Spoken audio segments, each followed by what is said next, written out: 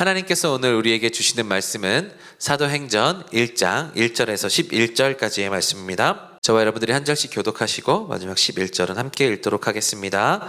제가 먼저 1절을 받들어 읽습니다. 데오빌로님, 제가 먼저 쓴 글에는 예수께서 일하시고 가르치기 시작하신 모든 것,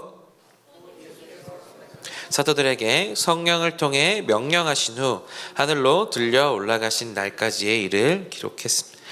예수께서 고난당하신 후에 자신이 살아계심을 여러 가지 확실한 증거로 사도들에게 직접 보여주셨고 40일 동안 그들에게 나타나 하나님 나라에 대한 일을 말씀하셨습니다. 예수께서 이렇게 명령하셨습니다. 예루살렘을 떠나지 말고 너희가 내게 들은 대로 아버지가 약속하신 선물을 기다리라. 요한은 물로 세례를 주었지만 너희는 며칠 안에 성령으로 세례를 받을 것이다. 다 같이 모여 있을 때 예수께 물었습니다. 주여, 주께서 이스라엘에게 나라를 회복시켜 주시는 것이 지금입니까? 예수께서 그들에게 말씀하셨습니다. 그날과 그때는 아버지께서 자신의 권세로 정하셨으니 너희가 알 것이 아니다. 성령께서 너희에게 오시면 너희가 권능을 받고 예루살렘과 온 유대와 사마리아와 땅끝까지 이르러 내 증인이. 예수께서 이 말씀을 하신 뒤 그들의 눈앞에서 들려 올라가셨습니다. 그리고 예수의 모습이 이내 구름 속으로 사라져 보이지 않게 됐습니다. 올라가시는 동안 계속 하늘을 뚫어지게 쳐다보고 있었습니다. 그런데 갑자기 흰 옷을 입은 두 사람이 그들 함께 읽겠습니다. 갈릴리 사람들아, 왜 여기 서서 하늘만 쳐다보고 있느냐? 너희 곁을 떠나 하늘로 올라가시니 예수는 하늘로 올라가시는 것을 너희가 본 그대로 다시 오실 것이다 라고 말했습니다. 네, 오늘 저는 성령께서 너희에게 오시면, 성령께서 너희에게 오시면 이라는 제목으로 말씀을 나누겠습니다. 네, 오늘부터 사도행전을 나누게 됩니다. 이제 저희 1년이 넘게 여호수아를 봤었죠. 여호수아가 어떤 마음을 가지고 전쟁에 임했고 어떤 분배가 나왔고 어떻게 이스라엘 백성들에게 영향을 끼쳤는지를 우리가 보았습니다. 그리고 여호수아를 마치고 나서 사실 저에게 한 달 반 정도의 기간이 주어졌습니다. 그래서 계속 기도하면서 고민하고 있었습니다. 어떤 본문이 좋을까? 어떤 본문을 청년들과 함께 나누면 좋을까? 여호수아가 거의 1년이 넘게 됐어서 제가 조금 짧은 본문으로 해볼까 생각을 했었어요. 근데 범성령 집회 때 조주현 목사님 설교를 들으면서 성령에 대해서 다시 한번 풀어주시고 작년에 우리가 들었던 약간 카이로스의 약간 정립한 약간 이런 느낌이었고 영적인 것들을 해야 되겠다라는 마음이 굳게 들어서 그러면 다른 게 필요 없다. 구약이었으니까 신약을 해야 되겠고 성령이 하면 사도행전을 해야지. 그래서 우리가 사도들이 성령을 받고 어떻게 변화했고 어떻게 하나님께서 성령을 통하여서 초대교회를 이끌어 나가신지를 보고 싶었습니다. 그래서 여러분들과 함께 이 사도행전을 함께 살펴보게 되겠는데요. 여호수아보다 조금 더 길어지지 않을까 싶습니다. 여호수아는 중간에 뛰어넘을 내용들도 좀 많았고 장수도 24장까지니까 우리가 사도행전 28장까지 있지 않겠습니까? 그리고 굉장히 세세하게 부분으로 나눠져 있기 때문에 제가 나누어야 될 얘기들이 아마 곳곳에 많을 것 같습니다. 그래서 아마 1년 6개월 정도 진행되지 않을까 싶은데 이것도 하나님께서 이끄시는 대로 잘 가도록 하겠습니다. 그러나 제가 바라는 것은 무엇인가 하면 이 사도행전을 보는 동안 성령님께서 우리 가운데 성령 충만하게 해주셨으면 좋겠다라는 저에게 소망이 있습니다. 여러분, 이 사도행전을 통하여서 우리 또한 성령 충만한 사도가 되기를 간절히 소망합니다. 그것들을 사모하는 우리들 되기를 간절히 소망합니다. 그래서 오늘부터 사도행전을 나누게 될 텐데요. 이 사도행전을 우리가 함께 살펴보면서 먼저 사도행전은요, 그 수신인과 글을 쓴 목적이 명시되어 있는 책이거든요. 제가 부탁드리진 않았지만 오늘 말씀 1절에서 3절까지 말씀, 우리 1절에서 3절 우리 다 같이 한 목소리로 읽어보겠습니다. 시작. 데오빌로님, 제가 먼저 곧 예수께서 선택하신 사도들에게 성령을 통해 명령하신 후 하늘로 들려 올라가신 날까지의 일을 예수께서 고난당하신 후에 자신이 살아계심을 여러 가지 확실한 증거로 사도들에게 직접 보여주셨고 40일 동안 그들에게 나타나 하나님의 나라에 대한 일을 말씀하셨습니다. 아멘. 네, 이 데오빌로라는 사람이 기록하고 있습니다. 이 사도행전의 수신인이 데오빌로라는 사람인 거죠. 그런데 이 사람이 정확하게 누구다 라는 것은 우리가 알 수가 없습니다. 추측해 볼 수 있는 건데, 이제 오늘 말씀을 살펴보시면 이 사도행전의 그 저자가 누구신지는 여러분 다들 알고 계시겠지만 제가 한 번 더 짚어드리면, 사도행전은 누가가 썼습니다. 그래서 사도행전 누가가 썼는데 1절에 다시 한번 보시면 내가 먼저 쓴 글에 라고 하고 있는 거 보면 이 전에 쓴 글이 있다라는 거죠. 그 작성자가, 저자가 누가다 라고 한번 보니까 그 전에 누가가 쓴 복음이 있겠죠.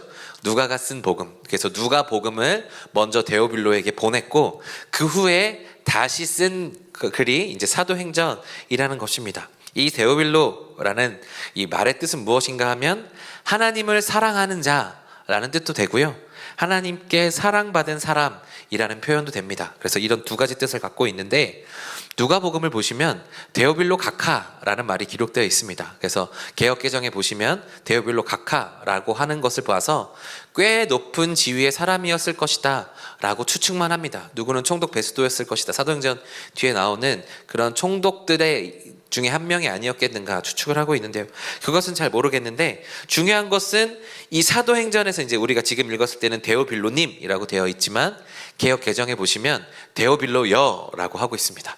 처음에는 각하라고 이야기했는데 지금은 데오빌로여라고 이야기하는 것을 보아서 데오빌로가 예수 그리스도에 대한 이야기들을 누가복음을 통해서 듣고 이제 공동체적으로 좀 더 친밀해졌음을 알 수 있는 장면이 나오는 것이죠.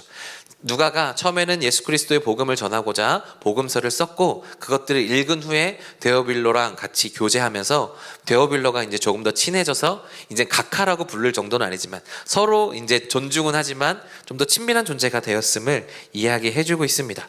그래서 사도행전은 이것들을 알려주고 있는데, 이 데오빌로가 결국 누구인가 생각해보면 저는 지금 우리들이라고 생각합니다. 왜요? 하나님을 사랑하는 자, 하나님께 사랑받는 자, 그리고 예수 그리스도의 복음으로 변화하는 자. 우리가 데오빌로 누군가 정확하게 이것을 명시하고 있지 않는 이유는 무엇인가 하면 이 성경이 지금 우리에게까지 전해져서 우리에게도 계속해서 요청하고 있는 것이죠. 하나님을 사랑하는 너희여, 하나님께 사랑받은 너희여, 너희들이 복음과 성령으로 변화되기를 원한다 라는 뜻에서 성경이 우리 가운데 이야기해주고 있는 거죠. 예수 그리스도의 그 이야기를 들으면 우리는 변화되는 줄로 믿습니다. 또한 성령님께서 우리 가운데 오셔서 사도행전의 이야기를 보면서 우리는 더욱더 사도들처럼 변해갈 것을 믿습니다. 그래서 사도행전의 수신인, 누가복음의 수신인은 데오빌로이지만 이 데오빌로라는 그 구약의 사람들만 특정하는 것이 아니라 지금 우리가 읽고 있는 우리도 이 데오빌로라는 사실을 기억하고 우리 또한 사도행전을 통하여서 하나님과 함께 변화되는 우리들이었으면 좋겠다 싶습니다. 이 누가와 친밀해졌던 것처럼 우리도 하나님과 친밀해지고 우리 공동체 안에 더욱더 친밀함이 느껴질 수 있기를 간절히 소망합니다. 그래서 오늘 말씀에 나오는 것처럼 예수님이 승천하시는 날까지의 기록을 통해서 데오빌로가 그 이야기를 드냈고 친밀함을 가졌다라는 것이죠. 이것을 통해서 하나님께서 우리 가운데 주시는 말씀은 무엇인가 하면 복음 앞에는 모든 것이 평등하다라는 것입니다. 저와 여러분 모두가 복음 앞에서 변화할 수 있는, 우리가 복음은 어떤 지위와 조건과 어떤 조건 앞에서도 우리를 다 내려놓고 동일한 형제요 자매로 부르고 있고 우리는 다 하나님의 사랑을 받을 만한 사람이다 라는 것입니다. 그래서 우리에게 예수 그리스도의 이야기를 전달해 주고 있는 사도행전을 통해 우리가 더욱더 변화하기를 간절히 소망합니다. 특별히 이 사도행전은 성령을 강조하고 있는데요, 이 성령을 통하여서 우리가 변화할 수 있기를 간절히 소망합니다. 오늘 말씀은요, 그래서 이 사도행전에 대한 개관보다 이 성령을 어떻게 하나님께서, 예수 그리스도께서 우리 가운데 말씀하셔서 우리가 받게 될 수 있는지에 대한 서술이 기록되어 있는 부분으로 우리가 초점을 가지고 살펴보도록 하겠습니다. 오늘 말씀에도 나오지만 이 나오는 이 사도들이요, 굉장히 우리가 사도행전을 보면 굉장히 영웅적인 이야기들로 표현이 되어 있습니다. 베드로가 사람도 죽였다 살리고 안진뱅이도 일으키고 정말 여러 가지 놀라운 모습들을 보여주고 있는데, 그 모습들을 보면서 우리는 생각합니다. 아, 베드로는 우린과 완전히 다른 사람이구나, 다른 성향의 사람이구나 생각할 수 있지만 성경은 우리 가운데 그런 것들을 이야기하지 않습니다. 성경에 나오는 모든 인물들은요, 영웅적인 이야기가 아니라 우리와 똑같은 성향을 지닌 사람들에 대하여서 이야기하고 있습니다. 베드로도 그렇고 사도 바울도 그렇고 여기 나오는 모든 사도들은 연약함을 가지고 있는 사람들입니다. 그러나 그들이 어떻게 영웅적으로 능력을 가진 사람들로 변화할 수 있었는가? 그것들을 꿰뚫는 단어가 바로 성령인 거죠. 우리가 연약한 사람들이지만 하나님께서 우리 가운데 성령을 주시면 우리 또한 오늘 나온 베드로처럼, 사도행전을 통해서 살펴보는 베드로처럼, 사도 바울처럼, 여기 나오는 수많은 사도들처럼 하나님의 놀라운 역사를 만들어가게 되는 줄로 믿습니다. 그래서 우리가 이것들을 가지고 함께 살펴보면 좋겠는데요, 아까 말씀드렸던 대로 오늘 본문은요, 예수님께서 제자들에게 말씀하신 마지막 유언과도 같은 말씀입니다. 마지막으로 승천하시면서 제자들에게 하신 마지막 부탁의 말씀인데, 이 가운데서 성령에 대하여서, 그리고 성령을 어떻게 받을지에 대한 지침을 우리 가운데 말씀해 주고 계십니다. 우리가 이것들을 함께 살펴보면 좋겠는데요, 오늘 말씀 4절과 5절의 말씀, 우리 오늘 말씀 4절과 5절의 말씀 다 같이 한 목소리로 읽어보겠습니다. 시작. 그들과 함께 모였을 때 예수께서 이렇게 명령하셨습니다.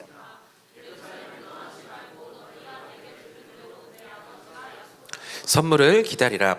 요한은 물로 세례를 주었지만 너희는 며칠 안에 성령으로 세례를 받을 것이다. 아멘. 오늘 메시지 포인트 첫 번째는 무엇인가 하면요, 예수님께서 떠나시는 이 결핍이 있어야 성령님께서 우리 가운데 오신다라는 것입니다. 예수님께서 제자들에게 가장 먼저 말씀하신 말씀이 무엇입니까? 예루살렘을 떠나지 말아라. 예루살렘을 떠나지 말라. 이 말은 반대로 말하면 무엇입니까? 제자들이 예루살렘을 떠나고 싶은 일이 생길 것이다 라는 거죠. 왜 제자들이 예루살렘을 떠나고 싶은가? 여러분 잘 아시다시피 제자들은요, 예루살렘이 고향이 아닙니다. 갈릴리 아주 작은 시골 고향 마을이 그들의 고향이죠. 예수님 때문에 익숙하지 않은 곳에 와 있습니다. 그런데 이 예루살렘은 어떤 곳입니까? 예수님께서 대제사장들과 바리새인들에게 핍박을 당하고 죽임을 당하신 곳입니다. 예수님께서 사흘 만에 부활하셨지만 이곳은, 예루살렘은 위험한 곳입니다. 예수님과 함께 있기에 위험하고 그들의 생명이 위협받는 곳, 또 언제 어느 때에 이 대제사장들이 찾아와서 자신들을 위협하고 자신들을 어렵게 할지 모르는 곳이 바로 예루살렘이었다라는 것입니다.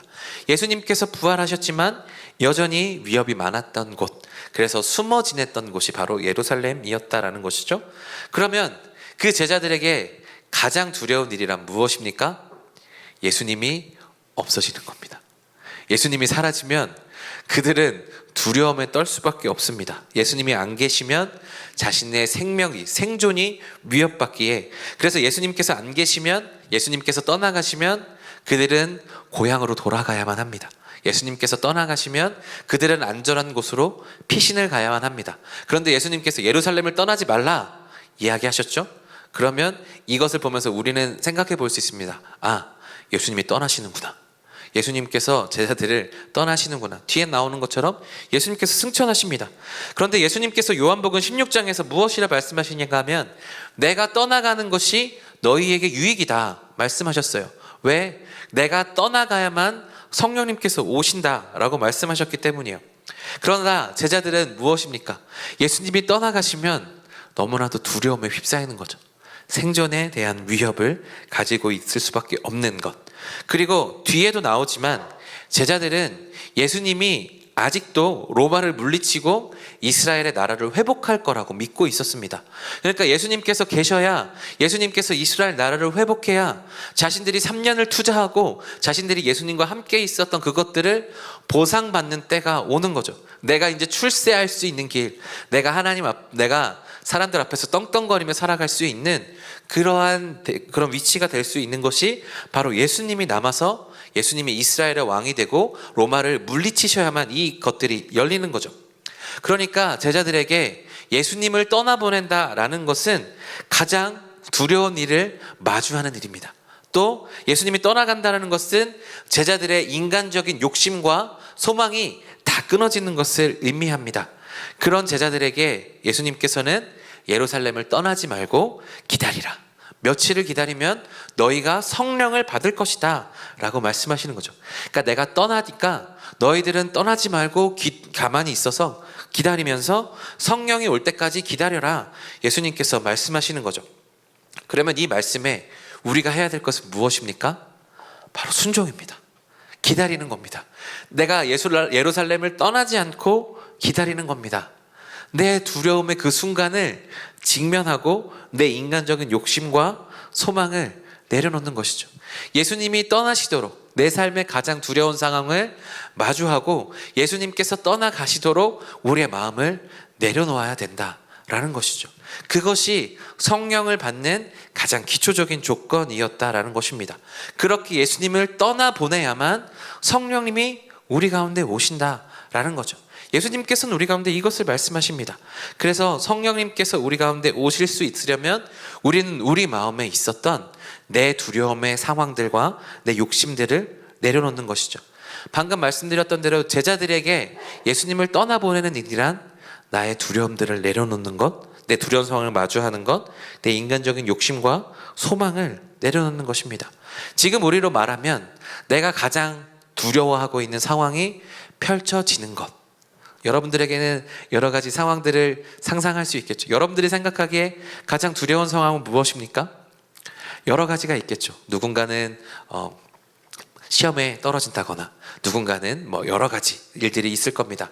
그러나 우리가 그 두려움의 상황을 내려놓고 또한 내가 가지고 있었던 하나님과 함께하는 소망인 것 같지만 실제로는 예수님의 뜻이 아니라 내 뜻으로 품고 있었던 그런 것들이 있다면 그것들을 내려놓는 것이죠. 그것들이 있어야 성령님이 우리 가운데 오신다라고 말씀하십니다. 여러분, 우리가 이런 것들에 순종해야 됩니다. 우리가 이런 것들에 순종할 수 있겠습니까? 사실 저도 이 말씀을 준비하며 이거 쉽지 않겠는데, 내가 가장 두려워하는 상황이 올 수도 있고 내가 그 상황, 내가 가장 꿈꾸고 있는 것들이 흩어진다 생각하면 이것들을 놓는 것이 쉽지가 않은 것이 우리 인간적인 마음입니다. 그런데 이것이 중요한 것, 내 마음에서 이것들을 내려놓아야 성령님이 우리 가운데 오신다라고 합니다. 그런데 우리가 여기서 잊지 말아야 할 것은 무엇인가 하면 성령님께서 오셔서 우리 가운데 무엇을 해주시는가입니다. 여러분, 성령님께서 우리 가운데 오시면 성령님은 우리 가운데 어떤 일들을 하시는가 하면 예수님이 어떤 분이신지를 알려주십니다. 말씀을 깨닫게 하시고 예수님이 어떤 분이신지를 더욱더 알게 해줍니다. 제가 주석책을 보니까요, 사도행전이 우리가 성령을 강조하고 있기에 성령행전이다 라고 생각하지만 실제로는 성령행전이 아니라 예수행전으로 봐야 된다라는 글귀를 보았습니다. 무슨 말입니까? 성령 충만하다라는 것은 우리에게 무엇을 가져다 주는가 하면 예수 충만을 가져다 준다라는 것입니다.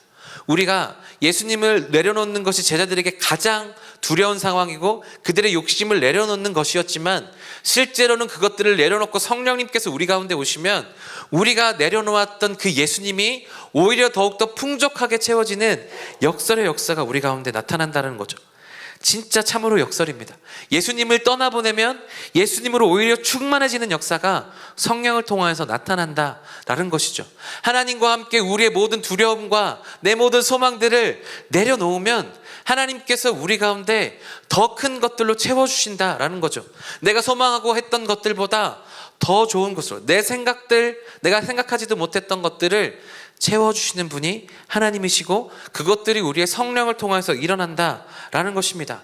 제가 계속해서 말씀드리지만 우리가 하나님 앞에서 내가 원하는 것들을 내려놓으면 내가 쥐고 있었던 것을 모두 다 내려놓을까? 모든 것을 잃어버릴까 두려운 것이 우리의 인간적인 마음입니다. 그러나 하나님 앞에서 우리가 이 모든 것들을 포기할 때 하나님은 하나님 안에서 이 모든 것들을 더해 주십니다. 예수님을 떠나보내면 예수님으로 충만해졌듯이 하나님 앞에서 우리가 모든 것을 포기하면 하나님은 하나님으로 인해 모든 것을 채워주시는 분이시다라는 것입니다. 성령 충만하면 우리가 모든 것들 포기하고 성령을 붙잡으면 하나님을 붙잡으면 하나님으로 인하여 성령으로 인하여 우리의 모든 것들이 채워지게 됨을 오늘 말씀은 우리 가운데 이야기해주고 있습니다. 그러므로 사랑하는 여러분, 우리가 가지고 있는, 붙잡고 있는 나의 두려움의 상황들과 내가 가지고 있는 모든 것들을 하나님 앞에 내려놓을 수 있는 우리들이 되기를 간절히 소망합니다. 내가 무엇이 잡히지 않더라도 내 눈앞에 이 며칠이 아니라 몇 년이 걸릴 것 같아 두려운 나의 모든 상황들도 하나님 앞에 내려놓으십시오. 그러면 역설적으로 하나님께서 더 큰 것들을 채우십니다. 예수님을 떠나보냈더니 성령이 오셔서 오히려 예수님으로 충만케 되는 역사가 나타났던 것처럼 우리가 우리 안에 있었던 소망들과 나의 욕심들을 내려놓으면 하나님은 더 크고 좋은 것들을 채워주신다라는 것입니다. 그러므로 내 안에 있는 결핍들 때문에 두려우십니까? 내 안에 있는 결핍들을 더 채우기 위해서 인간적인 방법들을 취하지 않으면 내가 뒤처질까? 모든 것을 잃을까? 두려우십니까? 그 모든 것들을 내려놓으십시오. 하나님 앞에 직면하십시오. 하나님 앞에 이 모든 것들을 가지고 가십시오. 그러면 하나님이 더 좋은 것들로 채워주십니다. 예수님께서 떠나가야만 성령이 오신다라는 것은 우리가 하나님 앞에 모든 것을 내어놓음으로 우리의 모든 것이 충만해질 수 있음을 알려주는 것입니다. 그러므로 하나님 앞에 모든 것을 내려놓고 모든 것을 가진 자 되는 우리들 되기를 간절히 소망합니다. 그러므로 사랑하는 여러분, 두려움에 직면하십시오. 내가 가진 인간적인 욕심을 내려놓으십시오. 그러면 우리 안에 하나님으로 충만하여지고 모든 것이 채워지게 되는 줄로 믿습니다. 그래서 우리에게 그렇게 성령님께서 오시고 예수님으로 충만해지면, 성령으로 충만해지고 예수님으로 충만해지면 우리는 이전과는 다른 새로운 존재가 됩니다. 오늘 말씀 6절에서 8절까지 말씀인데요. 우리 6절에서 8절까지 말씀 다 같이 한 목소리로 읽어보겠습니다. 시작. 그래서 그들은 다 같이 모여 있을 때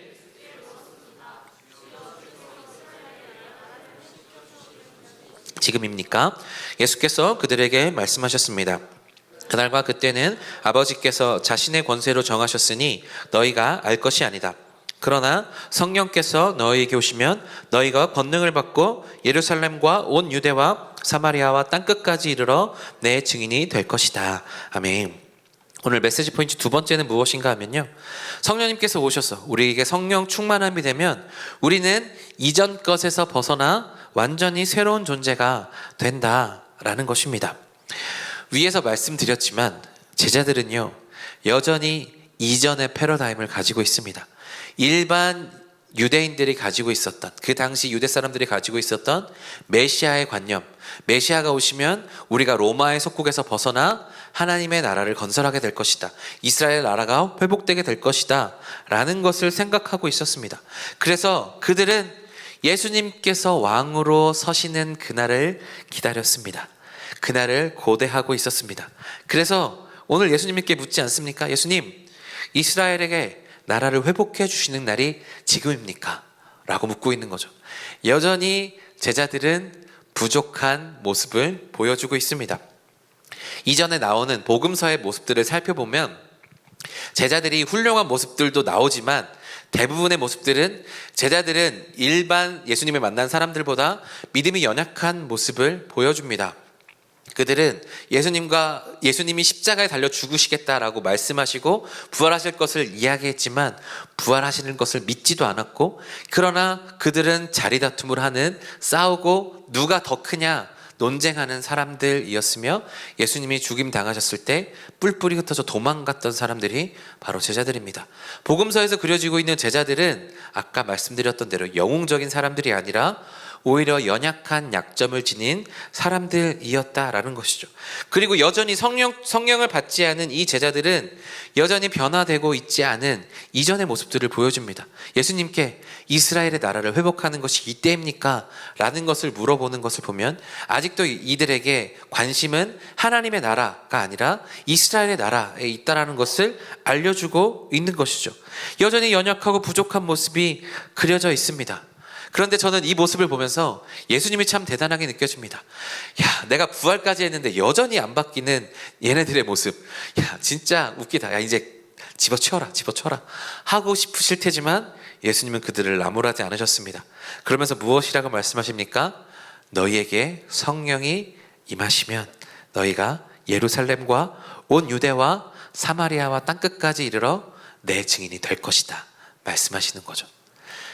여전히 변하지 않고 여전히 연약한 우리들에게, 그 제자들에게 예수님은 성령님께서 오시면 너희가 새로워질 거야 라고 이야기합니다.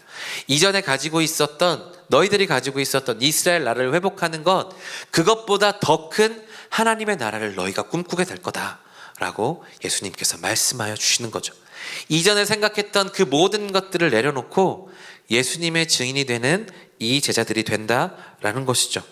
성령이 임하시기 전에는 내가 원하는 것을 놓지 않고 내 길대로 살아가는 사람들이었다면, 제자들이었지만, 예수님과 함께 생활하고 있지만 여전히 내 길을 포기하지 않고 살아가던 제자들이었지만, 성령님께서 오시면 내가 꿈꾸던 일들을 다 내려놓고 하나님의 길로 걸어가게 된다라는 것이죠. 성령 충만하여 우리가 이 모든 것들을 내려놓고 예수 그리스도로 충만하여지면 우리는 이전의 삶에서 벗어나 새로운 존재가 된다라는 것이죠. 하나님의 나라를 확장시키는데 쓰임받는 우리들이 된다라는 것입니다. 성령님께서 우리 가운데 오시면 예수님이 우리 가운데 충만하여지고요, 그것으로 우리가 존재가 바뀌는데 무엇이 바뀌느냐? 우리의 가치관이 바뀌게 됩니다. 이전에 내가 소중하게 여겼던 것들, 이전에 내가 정말 중요하다고 생각했던 것들을 내려놓고 나에게 더욱더 중요한 것은 예수 그리스도와 그의 나라, 그 나라 확장과 그것에 내가 쓰임받는 것, 이것들이 가장 중요하다라는 것입니다. 성령님께서 우리 가운데 오시면 그동안 내가 바라던 것, 오늘 제자들로 따지면 이스라엘 나라를 회복하는 것, 그것이 중요한 것이 아니라는 것을, 그것이 다 헛된 것인 걸 깨닫게 되고 새로운 사명이 우리 가운데 온다라는 것입니다. 이제는 하나님의 나라를 위해서 증인의 삶을 살아간다라는 것이죠. 그런데요, 사실상 어떻게 보면 실상으로는 겉으로 보이는 모습들은 이전과 이후가 같이 보일지 모릅니다. 왜요? 예수님에 대해서 증인하고 선포하고 귀신을 내쫓고 병자들을 고치고 하는 일들이 예전에 예수님께서 제자 파송하셨을 때과 사도행전으로 나갔을 때와 어쩌면 크게 다르지 않는 모습처럼 보일 수 있습니다. 그러나 그들에게 무엇이 달라졌느냐? 목적이 달라졌죠. 그때는 예수님과 함께 이스라엘 나라를 회복하여서 큰 자리를 차지하는 것이 그들의 목적이었다면, 지금 그들의 목적은 내가 어떻게 되더라도 하나님의 나라를 확장시키는 것, 내가 어떻게 쓰임받든지 간에 하나님의 나라를 위해 내가 사용받겠다라고 생각했던 방향성이 완전히 달라지는 겁니다.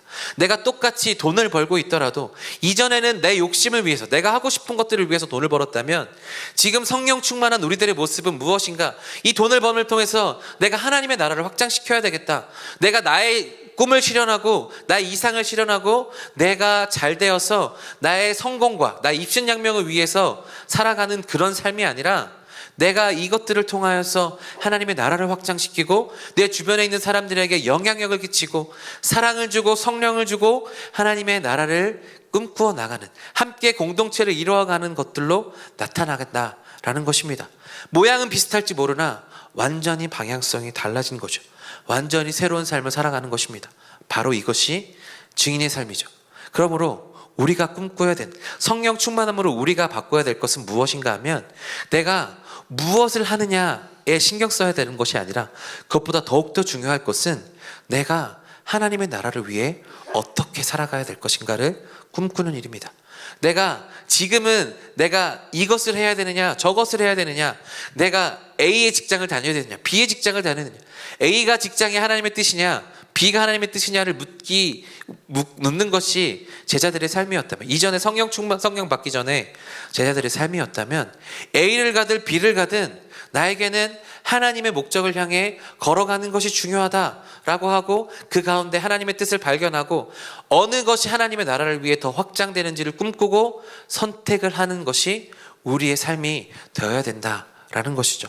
성령 충만해지면 우리에게 이러한 것들이 가능하다라는 것입니다. 이전 것들이 없어지고 새로운 것들이 다가옵니다. 이전에 내 모습은 죽어지고 내가 무엇이 더 소중한 것인지, 무엇이 더 하나님께 중요하고 내가 더 사랑해야 될 것인지를 깨달아 알게 하여 주시는 것이 바로 성령께서 우리 가운데 하시는 일이다라는 것입니다. 그러므로 사랑하는 여러분, 성령 충만하시기를 간절히 소망합니다. 성령을 더욱더 구하는 우리들 되기를 간절히 소망합니다. 그럴 때 우리는 주님 안에서 완전히 새로운 사람들이 되는 줄로 믿습니다. 내가 주인되는 삶에서 벗어나 하나님께서 주인되는 삶을 살아가게 됩니다. 그러면 우리가 증인되는 삶을 살기 위해서 우리에게 필요한 것은 무엇이냐? 오늘 말씀 8절에 그것들을 보여주고 있는데요. 우리 오늘 말씀 8절 우리 다시 한번 한 목소리로 읽어보겠습니다. 시작. 그러나 성령께서 너희에게 오시면 너희가 권능을 받고.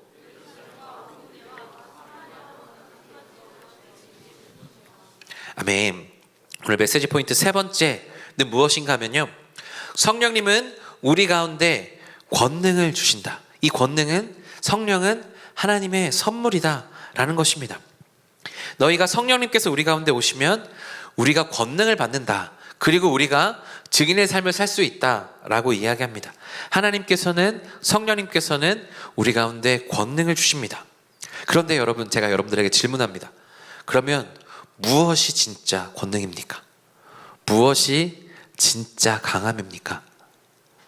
우리가 성령 충만하면 성령 집회가 제일 먼저 떠오르죠. 하나님의 치유와 이런 것들이 제일 먼저 생각납니다. 네, 그것도 권능입니다. 그것도 하나님의 능력이 나타나서 치유가 있고 방언이 있고 하나님의 비전을 품게 되고 그런 모든 것들이 우리 가운데 나타나는 것 또한 하나님의 권능입니다.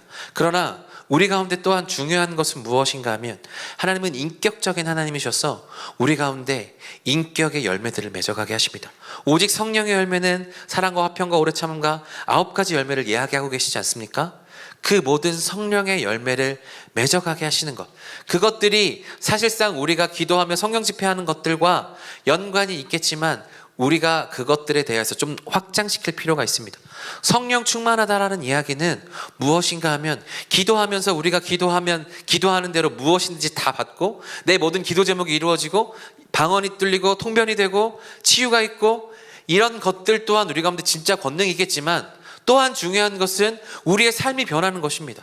내가 진짜 내 권능을 통해 나에 있는 권능은 무엇인가 하면, 이전에 있었던 삶에서 벗어나고 새로운 삶을 살면서 내가 세상과는 다르게 살아가는 것이죠. 내 모습을 통하여서 다른 사람들에게 강함을 나타내는 겁니다. 우리가 라떼는 말이야 하면서 꼰대 문화를 싫어하죠. 왜 그렇습니까? 자신이 강한 것을 그렇게 증명받고 싶어 하거든요. 내 말이 진짜야. 내가 한 것이 진짜라서 너희들이 이것만 따라오면 돼 라고 하고 소통이 되지 않는 그런 이야기들을 하기 때문에 우리가 꼰대 문화를 싫어하는 건 아니겠습니까? 그러나 진짜 강함은 무엇인가 하면 조금씩 변화시켜서 내 주변 사람들에게 무엇이 진짜 선인지를 알려주는 것입니다. 성령님께서 우리 가운데 오셔서 권능을 주신다라고 하셨는데, 예수님께서 3년 동안 제자들을 그렇게 가르치셨지만 실제적으로 그들이 3년 동안이나 예수님과 함께 했지만 여전히 하나님의 나라를, 이스라엘의 나라를 회복하는 것으로 알고 있는 모습들이 있지 않았겠습니까? 그러나 예수님은 그 사랑의 모습으로 조금씩 알려주시면서 결국에 성령님께서 우리 가운데 오셔서 무엇을 하셨느냐? 예수님의 강함이 이것이구나를 깨닫게 한 것입니다. 제자들의 발을 씻겨주는 것, 내가 섬기기 위해서 왔다라는 것, 그러한 이야기들을 복음서에 찾아서 그것들을 기록하고 있습니다. 귀신을 쫓아내고 죽은 사람들을 살리고 5,000명을 먹이는 기적이 나타나는 것 또한 기록되어 있지만, 예수님께서 제자들을 어떻게 사랑하셨는지, 예수님께서 제자들을 사랑하시되 끝까지 사랑하시니라 라는 이러한 모습들을 통하여서 진짜 강함이 무엇인지를 보여주시는 겁니다. 예수님 십자가의 모습을 통하여서 죽으시지 않아도 되는 정말 깨끗한 예수 그리스도께서 우리를 위하여 죽으셔야만 하는 그 복음을 이뤄내신 것, 그것이 예수님께서 진짜 강함을 알려주시는 거죠. 처음에 말씀드렸던 대로 역설이 있었지 않습니까? 내가 예수님을 포기하면, 내가 제자들이 가장 두려웠던 예수님을 내려놓으면 성령님께서 오셔서 모든 것을 이룰 수 있었듯이, 예수님께서 강함을 드러내시기 위해서는 무엇을 하셔야만 됐는가? 십자가 위에서 지셔야만 했습니다. 사탄에게 모든 권세를 내려놓고 지셔야만 했습니다. 그러나 그 지는 것이 진짜 이기는 거였죠. 우리가 예수 그리스도의 그 십자가를 보면서 우리가 붙잡아야 될 것은 무엇입니까? 진짜 권능이란 내가 더욱더 약해지는 거구나. 내가 더욱더 내려놓는 것이구나. 내 안에 성령 충만할 수 있도록 내가 나를 더욱더 낮추는 것이구나를 깨닫는 것입니다. 제자들에게 아까 말씀드렸지만 나는 섬기기 위해서 왔다. 나는 십자가를 섬기기 위해서 졌다 라고 말씀하시는 예수님의 그 진짜 강력함을 우리 또한 배워야 된다라는 것이죠. 사랑하는 여러분, 진짜 강력은 우리가 무엇을 이기는 데 있지 않습니다. 진짜 강력은 섬기고 사랑하는 데 있는 줄로 믿습니다.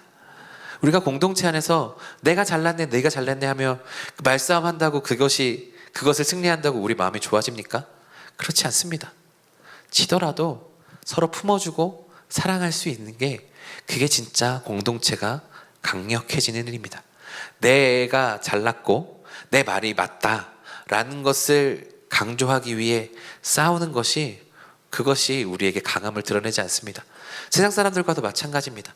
내가 진짜야, 내가 진리야 라고 말씀하시지만 그것들을 우리가 이해할 수 있겠지만 그것들을 종용하고 싸우다 보면 오히려 덕을 끼치지 못할 때가 있습니다. 우리가 오직 예수님께서만이 구원의 길이다 라고 고백하지만 그것을 전하는 우리의 태도는 유연해야 돼요. 세상 사람들을 품어주고 사랑할 수 있는 그런 모습들이 돼야 됩니다. 우리가 많은 이야기들을 들어서 알고 있는 예화 중에 하나가 그거지 않습니까? 사람의 옷을 벗기기 위해서 태양과 바람이 싸움을 합니다. 바람은 강한 바람을 불어서 그것들을 벗기려고 했죠. 그러나 더욱더 꽁꽁 싸매고 그렇게 벗겨지지 않았습니다. 그러나 태양은 어떻게 합니까? 더 따뜻하게 자기 스스로 옷을 벗을 수 있게 한 것을 봅니다. 그것에서 진짜 강함이 무엇인지를 알려주는 것이죠. 세상을 섬겨 나간다는 것, 세상을 정복해 나간다는 건 우리는 어떻게 하는 것이냐? 우리가 한 번에 우악 해서 싸우고 전쟁에서 이기고 이런 것들이 하나님께서 원하시는 방법들이 아닙니다. 진짜 강함은요, 성령 충만하여서 내가 진짜 성령 충만함으로 무엇이 선인지를 분명하게 안 이후에 내 사랑으로, 내 섬김으로 내 주변 사람들에게 이게 선이다, 이게 진짜 강함이다 알려주는 것이 하나님의 방법이다 라는 것입니다. 내가 해보니까 이게 맞아, 내가 해보니까 이게 진짜야 라고 이야기하면서 사람들을 종용할 것이 아니라 묵묵히 내 자리에서 그들을 섬기고 그 사람들의 내 모습을 보면서 저게 진짜 하나님의 사랑이구나, 저게 진짜 하나님의 사랑이고 강력한 이구나를 깨달을 수 있는 삶의 태도를 지녀가는 것이 우리가 해야 될 일들이라는 거죠. 그래서 성령의 9가지 열매를 통하여서 세상 사람들을 그렇게 품어나가고 그렇게 할 때 우리는 진짜 증인의 삶을 살아갈 수가 있는 것입니다. 그러므로 사랑하는 여러분, 세상이 생각하는 진짜 능력과 강함, 그런 가치관에 우리를 물들이지 않으시기를 바랍니다. 우리에게는 진짜 강함이란 예수 그리스도의 섬김과 강함과 우리에게 주어지는 성령의 열매들인 줄로 믿습니다. 그렇게 성령 충만하게 우리가 서로 사랑하고 나아갈 수 있는 우리들 되기를 간절히 소망합니다. 말씀을 맺습니다. 사랑하는 여러분, 내가 가지고 붙잡고 있는 이것들을 내려놓아야 됩니다. 이게 진짜 성령으로 충만할 수 있는 길입니다. 내가 꿈꾸고 소망하고 하는 것들이 하나님의 것에서 오지 않았다면 그것들을 다 내려놓으십시오.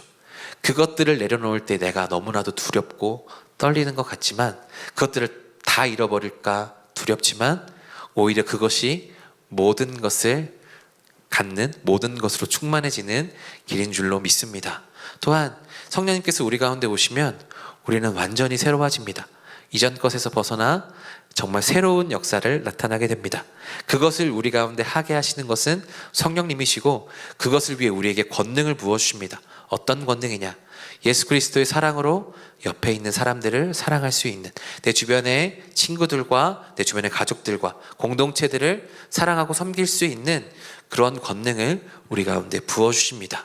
그런 것들로 꿈꾸며 나아갈 때, 성령 충만할 때 우리가 더욱더 권능을 받고 온 유대와 예루살렘과 온 유대와 사마리아 땅끝까지 이르러 하나님의 나라의 증인이 되는 우리들이 될 줄로 믿습니다. 성령 충만하여서 이제 다음 주 우리가 성령의 임하심을 보게 될 텐데 성령 충만함을 더욱더 사모하는 우리들 되기를 간절히 소망합니다.